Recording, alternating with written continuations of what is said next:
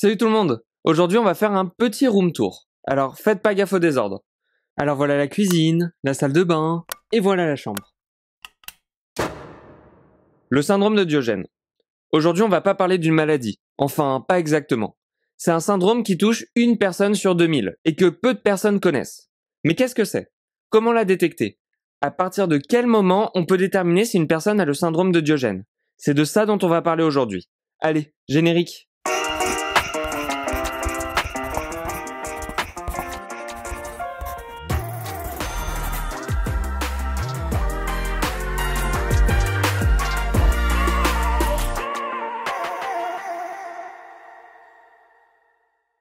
Déjà, le syndrome de Diogène, ce n'est pas une maladie au sens médical du terme.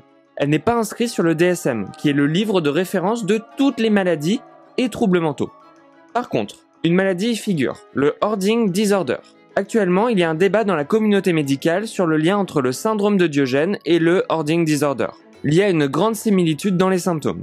Mais tous s'entendent sur le besoin de continuer les recherches pour savoir si le syndrome de Diogène est une maladie à part entière, ou non. Le nom de la maladie est issu du philosophe grec, Diogène de Sinope. Selon les écrits, il était connu pour son mépris des autres et son rejet de la société, ainsi que son manque d'hygiène qui sont des caractéristiques du syndrome de Diogène. Pour d'autres, l'association vient du fait que son habitat ressemblait à un tonneau, qui fait penser à l'habitat exigu dans lequel les patients atteints de ce syndrome vivent. D'ailleurs, fun fact, ce philosophe est le personnage principal du jeu vidéo Getting Over It, où il doit grimper une montagne dans un tonneau avec un marteau, de quoi en devenir fou. C'est un syndrome qui arrive principalement aux personnes âgées, et notamment aux femmes. Mais toutes les classes d'âge et tous les cadres sociaux sont plus ou moins touchés. Par exemple, les frères Collier, qui étaient donc 2 milliardaires, et qui avaient le syndrome de Diogène. On en reparlera plus tard dans la vidéo. C'est des personnes qui vont se mettre à accumuler tout un tas d'objets inutiles chez eux, sans s'arrêter. Mais on reviendra sur les symptômes après. Les scientifiques ont du mal à déterminer l'origine de ce syndrome. Le plus souvent, il y a d'autres choses qui se cachent derrière tout ça. Ça peut être des troubles psychiatriques comme les TOC ou la schizophrénie. Il peut être déclenché par une démence sénile chez les personnes âgées ou par des maladies neurodégénératives telles que l'Alzheimer.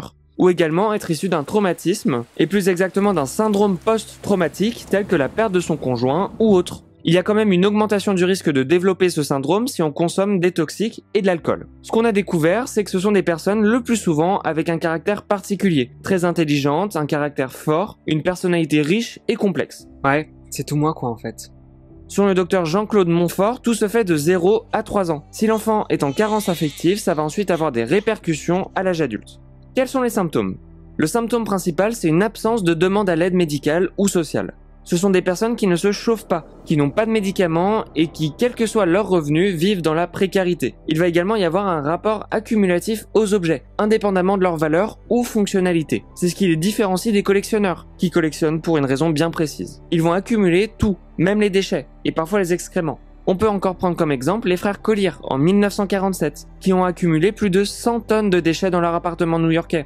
Pour se déplacer, ils avaient même dû creuser des tunnels. Et ça peut encombrer tout leur lieu de vie, qui peut devenir impraticable, voire insalubre. Donc c'est des personnes qui vont se mettre en danger avec le développement de bactéries, d'insectes, de rats chez eux. Et pour les voisins aussi possiblement. Il y a également des risques d'incendie. Pour la petite histoire, un des frères est décédé sous une avalanche de déchets. Et l'autre est décédé quelques jours après, de faim, car il ne pouvait plus sortir de son appartement, car il était bloqué par les déchets. C'est un cas extrême, mais ça donne un aperçu de l'ampleur de ce syndrome. On a aussi une grande négligence face à l'hygiène. Ils arrêtent de se doucher, rendent insalubre leur lieu de vie. Ils ne rangent pas, ne nettoient pas. Il y a également un rapport aux autres quasi inexistant. Ils se replient sur eux-mêmes, s'éloignent de leurs proches, refusent de les voir, et un déni qui peuvent les pousser à refuser toute aide. Tous les symptômes ne sont pas forcément présents. Comment diagnostique-t-on un syndrome de Diogène? Comme vous l'aurez compris, ce n'est pas des personnes qui ressentent le besoin de demander de l'aide. Donc le diagnostic est assez compliqué. Il peut être fait chez le médecin qui va constater le manque d'hygiène, ou chez le patient si le médecin se déplace. Ensuite, le médecin va faire appel à un psychiatre ou psychologue, et ou à un gériatre, en fonction de l'âge du patient, pour prendre en charge ces personnes et les aider.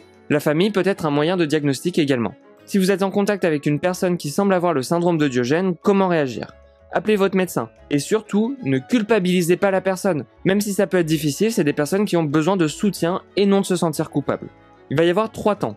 Déjà, il va y avoir le diagnostic, ainsi que la recherche d'autres troubles sous-jacents, comme les TOC, la schizophrénie, etc. Ensuite, une hospitalisation ou un maintien à domicile avec un nettoyage. Et enfin, un suivi psychologique ou psychiatrique à long terme. Il faut être patient, respectueux, et faire preuve de douceur, d'empathie pour pouvoir rentrer chez la personne, discuter avec elle et lui faire accepter de dégager les objets un à un. Il est possible d'avoir recours à une aide sociale. Le CCAS est une aide importante, surtout s'il y a des nuisances pour le voisinage. Il faut avoir recours à une société de nettoyage pour éviter tout danger. Mais c'est pas suffisant. Elle peut vivre ça comme un réel traumatisme.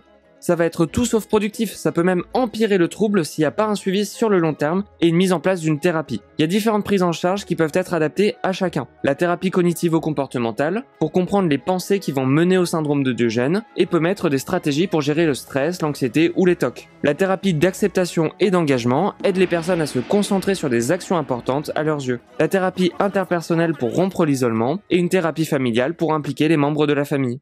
Pour conclure, d'après tout ce que j'ai dit, est-ce que le syndrome de Diogène est une maladie selon vous? Je vous laisse répondre en commentaire. En tout cas, c'est un comportement qui peut être nuisible pour l'entourage et dangereux pour la personne concernée. Ça peut être difficile pour les proches de comprendre et de savoir quoi faire. Je vous mets des liens de contact et des sites en description. Prenez soin de vous, c'était DocTube, abonnez-vous, ciao.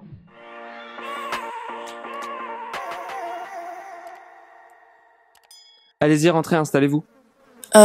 Où est-ce que je peux m'asseoir?